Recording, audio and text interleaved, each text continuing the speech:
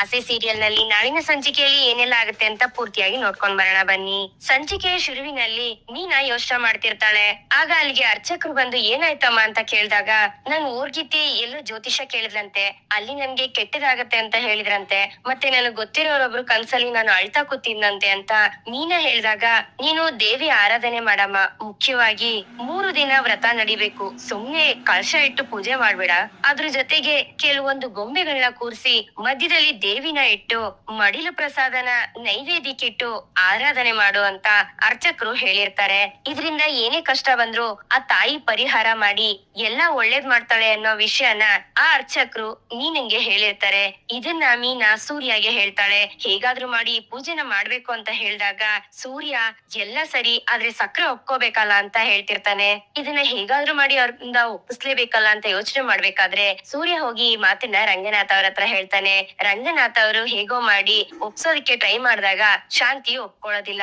ಸರಿ ಆಯ್ತು, ಮನೋಜನ್ನ ಹೆಸರಿಟ್ಕೊಂಡು ಒಪ್ಸಿದ್ರೆ ಖಂಡಿತ ಶಾಂತಿ ಒಪ್ತಾಳೆ ಅಂತ, ಇದರಿಂದ ಒಳ್ಳೇದಾಗೋದು ಮೊದ್ಲು ಮನೋಜನ್ಗೆ, ನಿಂಗೆ ಮನೋಜ ತುಂಬಾ ಇಷ್ಟ ಅಲ್ವಾ, ಅದಕ್ಕೆ ಪೂಜೆ ಮಾಡ್ಸೋಣ ಅಂತ ರಂಗನಾಥ್ ಅವರು ಶಾಂತಿಗೆ ಹೇಳ್ತಾರೆ. ಸರಿ ಆಯ್ತು ಅಂತ ಶಾಂತಿ ಒಪ್ಕೊಂಡಾಗ ಮೀನಾ ಮತ್ತೆ ಸೂರ್ಯ ಅದನ್ನ ಕೇಳಿ ತುಂಬಾ ಖುಷಿ ಪಡ್ತಾರೆ.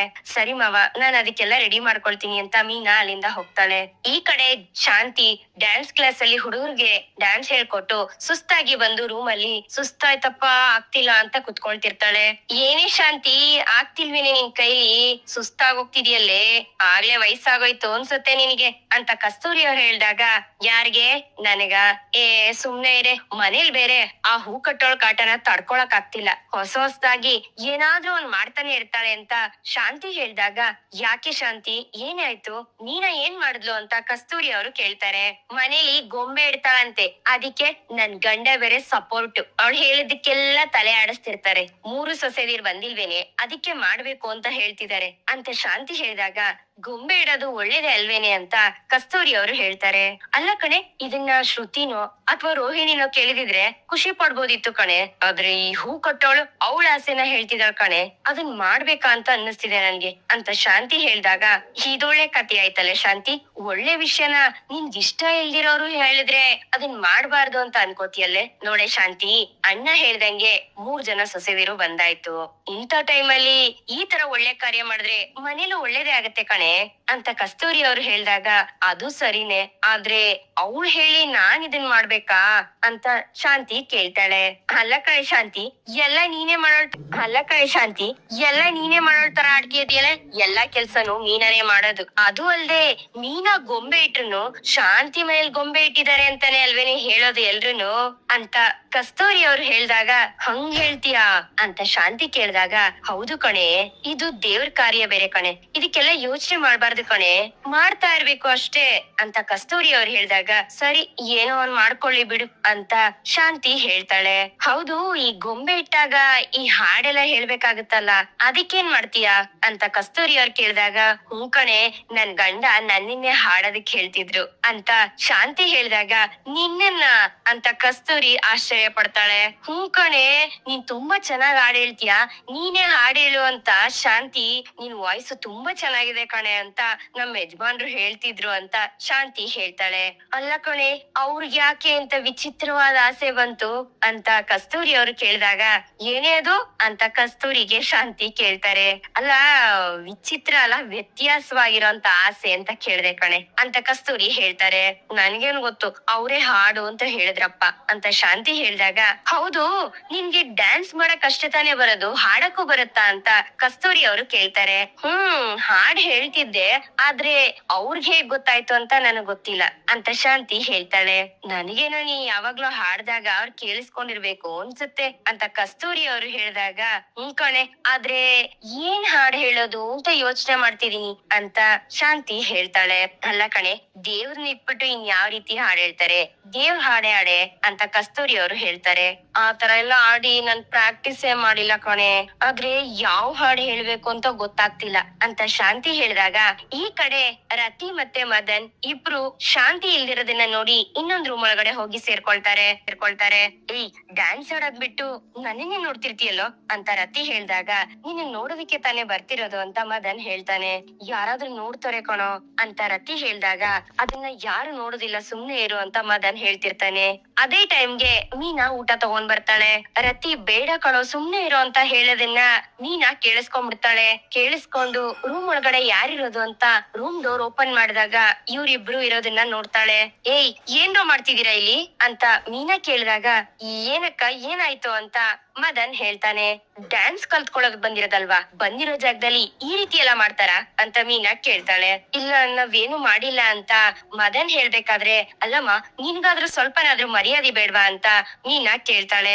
ಇಲ್ಲ, ನಾವೇನು ಮಾಡಿಲ್ಲ ಅಂತ ರತಿನೂ ಹೇಳ್ತಾಳೆ. ನೀವ್ ಒಂದ್ ಜಾಗದಲ್ಲಿ ಕಲ್ತ್ಕೊಳಕ್ ಬಂದಿರೋದು ಕಲೆನ, ಇದನ್ನೆಲ್ಲ ಬೇರೆ ಯಾವ್ದಾದ್ರು ಜಾಗದಲ್ಲಿ ಇಟ್ಕೊಳ್ಳಿ, ಇನ್ಮೇಲೆ ಈ ಜಾಗದಲ್ಲಿ ಈ ರೀತಿ ಎಲ್ಲ ಮಾಡಿದ್ರೆ ಸರಿ ಇರೋದಿಲ್ಲ ಅಂತ ಮೀನಾ ವಾರ್ನಿಂಗ್ ಕೊಟ್ಟು ಅಲ್ಲಿಂದ ಹೋಗ್ತಾಳೆ. ಹೇಳಿದ್ರೆ ಕೇಳಿಸ್ಕೊತೀನೋ ನೋಡಿ, ಇವಾಗ ಸರಿಯಾಗಿ ಸಿಕ್ಕಾಕೊಂಡ್ವಿ ಅಂತ ರತಿ ಮದನ್ಗೆ ಹೊಡಿತಿರ್ತಾಳೆ.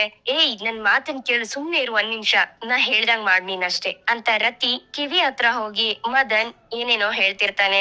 ಈ ಕಡೆ ಮೀನಾ ಪ್ಲೇಟ್ಗಳನ್ನ ರೆಡಿ ಮಾಡಿ ಟೇಬಲ್ ಮೇಲೆ ಇಡ್ಬೇಕಾದ್ರೆ ಅಷ್ಟರಲ್ಲಿ ಅಲ್ಲಿಗೆ ಶಾಂತಿ ಮತ್ತೆ ಕಸ್ತೂರಿ ಇಬ್ರು ಬರ್ತಾರೆ. ಆಗ ರತಿ ಅಳ್ತಾ ಓಡ್ ಬರ್ತಾಳೆ.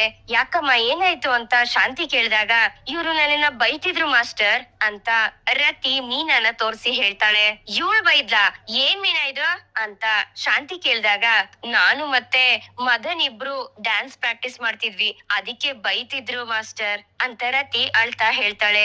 ಡ್ಯಾನ್ಸ್ ಅದು ಅತ್ತೆ, ಇವ್ರಿಬ್ರು ಡ್ಯಾನ್ಸ್ ಆಡ್ತಿರ್ಲಿಲ್ಲ, ಇಬ್ರು ತಪ್ಕೊಂಡ್ ನಿಂತಿದ್ರು ಅಂತ ಮೀನಾ ಹೇಳ್ದಾಗ, ತಪ್ಕೊಂಡ್ ನಿಂತಿದ್ರ?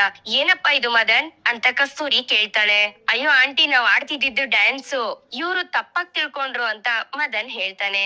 ಇಬ್ರು ನಿಂತ್ಕೊಂಡಿದ್ ಪೋಸು ಡ್ಯಾನ್ಸ್ ಅದು ಅಂತ ಮೀನಾ ಕೇಳ್ದಾಗ, ಅಂತದೇನ್ ಮಾಡಿದ್ರಿ ನೀವು ರತಿ ಅಂತ ಶಾಂತಿ ಕೇಳ್ತಾಳೆ.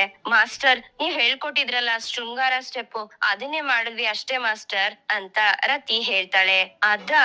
ಅಂತ ಶಾಂತಿ ಹೇಳ್ಬೇಕಾದ್ರೆ, ಇಬ್ರು ಸೇರಿ ಅದನ್ನ ಪ್ರಾಕ್ಟೀಸ್ ಮಾಡ್ತಿದ್ವಿ ಮೇಡಮ್, ಅದನ್ನ ನೋಡಿ ಇವ್ರು ಈ ರೀತಿ ಮಾತಾಡ್ತಿದ್ದಾರೆ ಅಂತ ಮದನ್ ಹೇಳ್ತಾನೆ.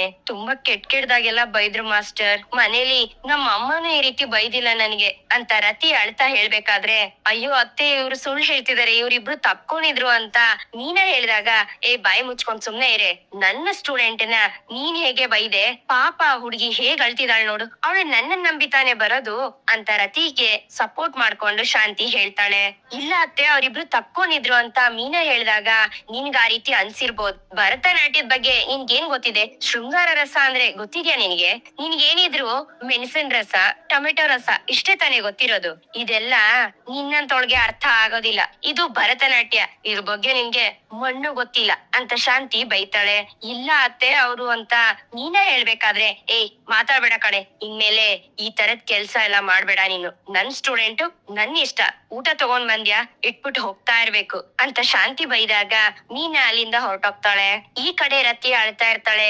ನೀನ್ ಅಳ್ಬೇಡಮ್ಮ, ಅವಳು ಓದಿಲ್ದೇ ಇರೋಳು, ಅವಳಿಗೆ ಏನು ಗೊತ್ತಿಲ್ಲ, ದಡ್ಡಿ, ಅವಳು ಇದೇ ತರನೇ ಯೋಚನೆ ಮಾಡೋದು, ಹೋಗಮ್ಮ ಹೋಗ್ ಊಟ ಮಾಡೋಗು ಅಂತ ರತಿನ ಸಮಾಧಾನ ಮಾಡಿ ಶಾಂತಿ ಕಳಿಸ್ತಾಳೆ. ಏ ಶಾಂತಿ, ಯಾಕೆ ನೀನನ್ನ ಇವ್ರ ಮುಂದೆ ಎಲ್ಲ ಬೈದೆ ನೀನು ಅಂತ ಕಸ್ತೂರಿ ಅವ್ರು ಕೇಳಿದಾಗ, ಏ ಅವಳಿಗೇನೆ ಗೊತ್ತು, ಬೇರೆಯವ್ರ ತಪ್ಪನ್ನ ಹುಡ್ಕಿ ಹೇಳದ್ ಮಾತ್ರ ಚೆನ್ನಾಗ್ ಗೊತ್ತು ಅವಳಿಗೆ, ನೀನ್ ಬಾ ಸುಮ್ನೆ ಊಟ ಮಾಡೋಣ ಅಂತ ಶಾಂತಿ ಕಸ್ತೂರಿಗೆ ಹೇಳ್ತಾಳೆ. ಈ ಕಡೆ ಸೂರ್ಯ ಒಂದು ದೊಡ್ಡ ಬಾಕ್ಸ್ ನ ತಗೊಂಡ್ ಬರ್ತಾನೆ. ಮೀನೇಶ್ವರಿ ಬಾಯಿಲಿ ಅಂತ ಕರೆದಾಗ, ಏನ್ರಿ ಇದು ಅಂತ ಮೀನಾ ಕೇಳ್ತಾಳೆ. ಏ ಗೊಂಬೆ ಕೇಳ್ದಲ್ಲಮ್ಮ, ಅದಕ್ಕೆ ಗೊಂಬೆಗಳು ತಗೊಂಡ್ ಬಂದಿದೀನಿ, ಇದನ್ನೆಲ್ಲ ಕರೆಕ್ಟ್ ಆಗಿ ಕ್ಲೀನ್ ಆಗಿ ಇರ್ಬೇಕು ರೀ, ಇಲ್ಲಾಂದ್ರೆ ದೇವ್ರಿಗೆ ಕೋಪ ಬರುತ್ತಂತೆ ಅಂತ ಮೀನಾ ಹೇಳ್ದಾಗ, ಓಹೋ ಬಿಟ್ರೆ ಎಲ್ಲದಕ್ಕೂ ದೇವ್ರು ಕೋಪ ಮಾಡ್ಕೋತಾರೆ, ಶಾಪ ಕೊಡ್ತಾರೆ ಅಂತ ಎಲ್ಲಾ ಹೇಳ್ಬಿಡ್ತೀರಲ್ಲ.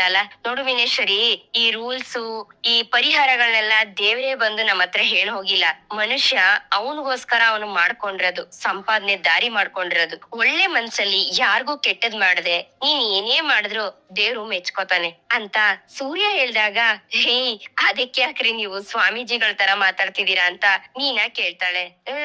ಮನ್ಸಕ್ ಬಂದಿದ್ದೇನೆ ಹೇಳಿದ್ರೆ ನಿನ್ಗೆ ಸ್ವಾಮೀಜಿ ತರ ಅನ್ನಿಸ್ತಿದ್ಯಾ? ಈ ತರ ಯಾರಾದ್ರೂ ಡಿಫ್ರೆಂಟ್ ಆಗಿ ಮಾತಾಡಿದ್ರು ಅಂತಂದ್ರೆ ತಕ್ಷಣನೇ ಅವ್ರನ್ನು ಸ್ವಾಮೀಜಿ ಮಾಡ್ಬಿಟ್ಟು ದೇವ್ರ ಅನ್ಕೊಂಡು ಅವ್ರಿಗೂ ಪೂಜೆ ಮಾಡಿ ಅವ್ರನ್ನು ಮೇಲಕ್ ತರಿಸ್ತೀರಾ. ದೇವ್ರು ಅಂದ್ರೆ ದೇವ್ರು ಕಣೆ, ಸ್ವಾಮೀಜಿ ಗೀಮೀಜಿ ಎಲ್ಲ ಅಲ್ಲ ಅಂತ ಸೂರ್ಯ ಹೇಳ್ತಾನೆ. ಸರಿ ಆಯ್ತು ಅಂತ ಇಬ್ರು ಸೇರಿ ಗೊಂಬೆಗಳನ್ನ ತೆಗೆದು ಚೆಕ್ ಮಾಡ್ತಿರ್ತಾರೆ. ಅಷ್ಟರಲ್ಲಿ ಅಲ್ಲಿಗೆ ಮನೋಜ ಬಂದು ಏನೋ ಇದೆಲ್ಲ ಅಂತ ಕೇಳ್ತಾನೆ. ಗೊಂಬೆ ಕಾಣಿಸ್ತಿಲ್ವಾ ಅಂತ ಸೂರ್ಯ ಹೇಳ್ತಾನೆ. ಅದು ಸರಿ ಕಣೋ, ಗೊಂಬೆ ಯಾಕೆ ಅಂತ ಕೇಳಿದೆ ಅಂತ ಮನೋಜ ಹೇಳಿದಾಗ, ಆ ಮನೇಲೆ ಕುತ್ಕೊಂಡು ಹೂ ಕಟ್ಟೋದು ಸಾಕಾಗ್ಲಿಲ್ಲ, ಅದಕ್ಕೆ ನೀನ ಗೊಂಬೆನು ಮರ್ತಾಳಂತೆ ಅಂತ ಸೂರ್ಯ ಹೇಳ್ತಾನೆ. ಅಲ್ಲ ಕಣೋ, ಮನೇಲಿ ಗೊಂಬೆ ಇಟ್ರೆ ಆಚೆ ಕಡೆ ಅವ್ರಿಗೆ ಹೆಂಗೋ ಗೊತ್ತಾಗುತ್ತೆ ಇಲ್ಲಿ ಗೊಂಬೆ ಇದೆ ಅಂತ ಮನೋಜ ಕೇಳ್ತಾನೆ. ಸರಿ, ಒಂದ್ ಕೆಲ್ಸ ಮಾಡು, ನೀನ್ ಹೋಗ್ಬಿಟ್ಟು ಆಚೆ ಕಡೆ ಬೋರ್ಡ್ ಇಟ್ಕೊಂಡ್ ನಿಂತ್ಕೋ, ವ್ಯಾಪಾರ ಆಗತ್ತೆ ಅಂತ ಸೂರ್ಯ ಕಿಂಡಲ್ ಮಾಡ್ತಾನೆ. ನಾನ್ ಏನಾದ್ರೂ ಕೇಳಿದ್ರೆ ಅದಕ್ಕೆ ಸರಿಯಾಗಿ ಉತ್ತರ ಕೊಡೋ ಅಣ್ಣ, ದೊಡ್ಡವನು ಅಂತ ಸ್ವಲ್ಪನಾದ್ರೂ ಮರ್ಯಾದೆ ಕೊಡ್ತೀಯೇನೋ ಅಂತ ಮನೋಜ ಕೇಳಿದಾಗ, ಏನು ದೊಡ್ಡವನ?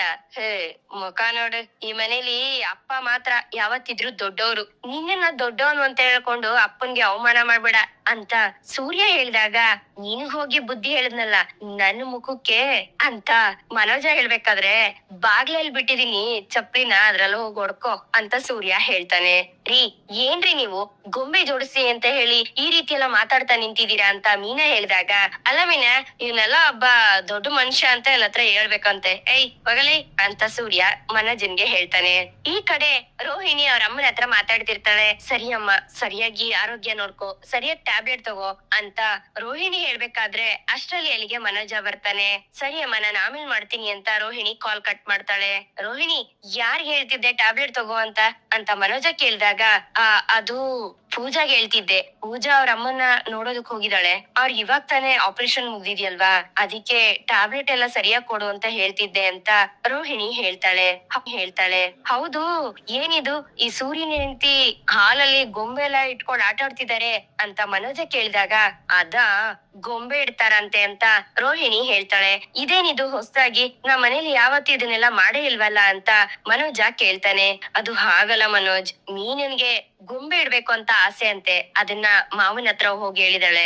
ಮಾವ ಬಂದು ಅತ್ತೆ ಹತ್ರ ಮಾತಾಡಿ ಸರಿ ಅಂತ ಒಪ್ಸಿದಾರೆ ಅಂತ ರೋಹಿಣಿ ಹೇಳ್ದಾಗ, ಈ ಸೂರ್ಯ ಸುಮ್ನೆನೆ ಇರೋದಿಲ್ವಾ ಅಂತ ಮನೋಜ ಬೈತಿರ್ತಾನೆ.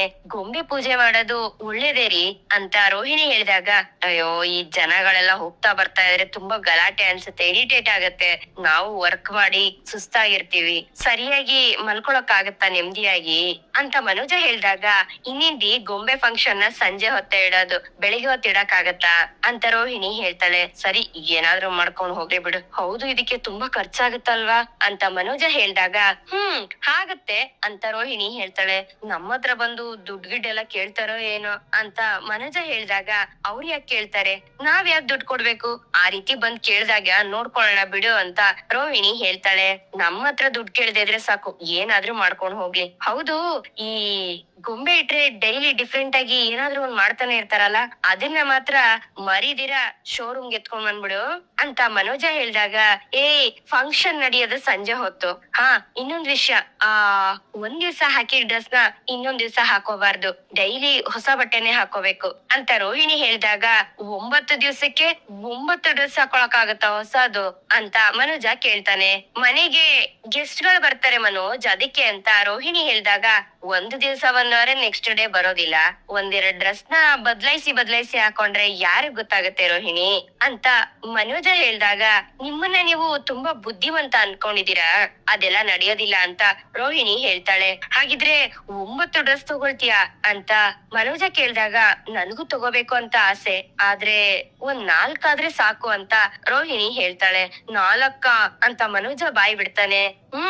ದುರ್ಗಾ, ಸರಸ್ವತಿ, ಲಕ್ಷ್ಮಿ ಅಂತ ರೋಹಿಣಿ ಹೇಳ್ದಾಗ, ಇವ್ರೆಲ್ಲ ಯಾರು, ಇವ್ರೆಲ್ರಿಗೂ ಸೀರೆ ತರ್ಬೇಕಾ ಅಂತ ಮನೋಜ ಹೇಳ್ದಾಗ, ಇದೆಲ್ಲ ದೇವ್ರ ಹೆಸರು, ಆ ದೇವ್ರಿಗೆ ಪೂಜೆ ಮಾಡ್ಬೇಕಾದ್ರೆ ಮತ್ತೆ ಕೊನೆ ದಿವ್ಸ ಪೂಜೆ ಮಾಡ್ತೀವಲ್ಲ, ಅದಕ್ಕೆ ಟೋಟಲ್ ಒಂದ್ 4 ಡ್ರೆಸ್ ಆದ್ರೆ ಸಾಕು, ಶಾಪಿಂಗ್ ಹೋಗೋಣ ಅಂತ ರೋಹಿಣಿ ಹೇಳ್ತಾಳೆ. ಸರಿ, ಓಕೆ, ಆ ಕ್ರೆಡಿಟ್ ಕಾರ್ಡ್ ಅಲ್ಲಿ ಲಿಮಿಟ್ ಇದೆಯಲ್ಲ, ಅದ್ರಲ್ಲಿ ತಗೊಳ್ಳೋಣ ಬಿಡು ಅಂತ ಮನೋಜ ಹೇಳ್ದಾಗ, ಥ್ಯಾಂಕ್ ಯು ಮನೋಜ್ ಅಂತ ರೋಹಿಣಿ ಹೇಳ್ತಾಳೆ. ಈ ಕಡೆ ಸೂರ್ಯ ಮನೋಜನ್ ಹತ್ರ ಹೋಗ್ತಿರ್ತಾನೆ. ಬೇಡ ರೀ, ನಮ್ ಹತ್ರ ಇರೋದ್ರಲ್ಲೇ ಮಾಡೋಣ, ಅವ್ರ ಹತ್ರ ಹೋಗಿ ಕೇಳೋದೆಲ್ಲ ಬೇಡ ಅಂತ ಮೀನಾ ಹೇಳ್ದಾಗ, ನೀನ್ ಸುಮ್ನೆ ಇರು ಮೀನಾ, ಮನೇಲಿ ಒಂದ್ ವಿಶೇಷ ಅಂದ್ಮೇಲೆ ಮನೆಯವ್ರೆಲ್ರೂ ದುಡ್ಡು ಕೊಡ್ಬೇಕು, ನೀನ್ ಸುಮ್ನೆ ಇರು ಅಂತ ಮನೋಜ್ ರೂಮ್ ಡೋರ್ ನ ಕೊಡ್ತಿರ್ತಾನೆ ಸೂರ್ಯ. ಬಿಸ್ನೆಸ್ ಮ್ಯಾನ್ ಬಾರ ಆಚೆಗೆ ಅಂತ ಸೂರ್ಯ ಹೇಳ್ದಾಗ, ಮನೋಜ ಡೋರ್ ತೆಗ್ದು ಆಚೆಗ್ ಬರ್ತಾನೆ. ಏನೋ ಅದು ಅಂತ ಮನೋಜ ಕೇಳಿದಾಗ, ನಿನ್ ಹತ್ರ ಒಂದ್ ವಿಷಯ ಮಾತಾಡ್ಬೇಕಾಗಿತ್ತು ಕಣ ಅಂತ ಸೂರ್ಯ ಹೇಳ್ತಾನೆ. ಗೊತ್ತು ಅಂತ ಮನೋಜ ಹೇಳ್ತಾನೆ. ನಾನ್ ಇನ್ನು ವಿಷಯನೇ ಹೇಳಿಲ್ವಲ್ಲ ಅದ್ ಹೆಂಗ್ ಗೊತ್ತು ಅಂತ ಸೂರ್ಯ ಕೇಳಿದಾಗ, ಗೊಂಬೆ ಇಡ್ಬೇಕು ಅಂತ ಪರ್ಮಿಷನ್ ಕೇಳಕ್ ಬಂದಿದೀರಾ ಅಷ್ಟೇ ತಾನೆ, ಇಟ್ಕೋ ಹೋಗ್ರಲ್ಲೋ ಅಂತ ಮನೋಜ ಹೇಳ್ತಾನೆ.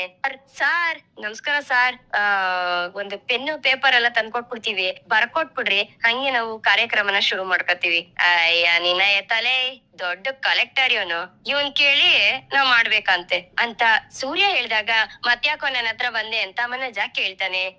ಮನೇಲಿ ನಡೀತಿರೋ ಕಾರ್ಯ ಕಣೋ ಇದು, ಇದಕ್ಕೆ ಎಲ್ರು ಸೇರಿ ತಾನೇ ಮಾಡ್ಬೇಕು, ನಿನ್ ಶೇರು 5,000 ರೂಪಾಯಿ ನೀನ್ ಕೊಟ್ಬಿಡು ಅಂತ ಸೂರ್ಯ ಹೇಳ್ದಾಗ, ನಾನ್ ಯಾಕೋ ಕೊಡ್ಬೇಕು, ನಾನ ಹೇಳಿದೆ ನಿಮ್ಗೆ ಗೊಂಬೆ ಇಡೋದಿಕ್ಕೆ ಅಂತ ಮನೋಜ ಕೇಳ್ತಾನೆ.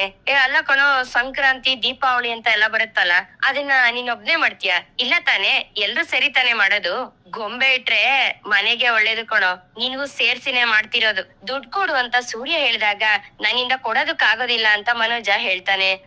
ಬೇಡ ಬಿಡ್ರಿ ಅಂತ ಮೀನಾ ಹೇಳ್ದಾಗ, ನೀನ್ ಸುಮ್ನೆ ಇರೆ ಮೀನಾ, ಗೊಂಬೆ ಇಡ್ಬೇಕಾದ್ರೆ ಸ್ವೀಟ್ ಗೀಟ್ ಎಲ್ಲಾ ಮಾಡಿರ್ತಾರೆ, ಅದಕ್ಕೆ ನೀನ್ ಕೈಯೂ ಸಹ ಇಡಬಾರ್ದು, ಹಾಲಲ್ಲೇ ಅದನ್ನ ಮಾಡೋದು, ಅದಕ್ಕೆ ನೀನ್ ಹಾಲ್ ಕಡೆನು ತಲೆ ಹಾಕಿ ಮಲಗಬಾರ್ದು ಅಂತ ಸೂರ್ಯ ಹೇಳ್ದಾಗ, ಅಲ್ಲ ಸೂರ್ಯ ಅವರೇ, ಒಂದೇ ಮನೇಲಿ ಇದ್ಕೊಂಡು ನಾವಿಲ್ಲಿ ಬರ್ಬಾರ್ದು ಅಂತಂದ್ರೆ ಹೆಂಗೆ ಅಂತ ರೋಹಿಣಿ ಕೇಳ್ತಾಳೆ. ದುಡ್ಡು ಕೊಡ್ಲಿಲ್ಲ ಅಂತಂದ್ರೆ ಭಾಗಿ ಆಗ್ಬಾರ್ದು, ಅದು ಅಲ್ದೆ ಗೊಂಬೆ ಕೂರ್ಸೋದಿಕ್ಕೆ ಇದೇ ಕರೆಕ್ಟ್ ಆಗಿರೋ ಜಾಗ, ಅದಕ್ಕೆ ಒಂದ್ 10 ದಿವ್ಸ ಆಚೆನೆ ಮಲ್ಕೊಂಡ್ಬಿಡು. ಇದನ್ನ ಕೇಳಿ ಮನೋಜನ್ಗೆ ಆಶ್ಚರ್ಯ ಆಗತ್ತೆ. ನೀನಾ, ಏನಿದು ನಿಮ್ ಯಜಮಾನ್ರು ಈ ರೀತಿ ಎಲ್ಲ ಮಾತಾಡ್ತಿದಾರೆ ಅಂತ ರೋಹಿಣಿ ಕೇಳ್ದಾಗ, ರೋಹಿಣಿ ಅವ್ರು ಸುಮ್ನೆ ಹೇಳ್ತಿದಾರೆ ಅಷ್ಟೇ ಸಾಕು ರೀ, ನಾವೇ ಎಲ್ಲ ನೋಡ್ಕೊಳ್ಳೋಣ ಬನ್ನಿ ಅಂತ ಮೀನಾ ಹೇಳ್ತಾಳೆ.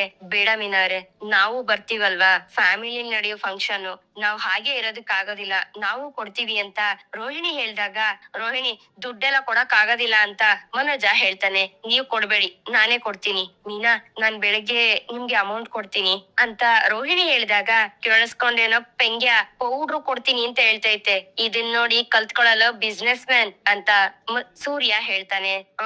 ಅದೆಲ್ಲ ನನ್ಗೂ ಗೊತ್ತಿದೆ, ಹೋಗೋ ಅಂತ ಮನೋಜ ಸೂರ್ಯನ್ಗೆ ಹೇಳ್ತಾನೆ. ಸರಿ ಆಯ್ತು ಬನ್ರಿ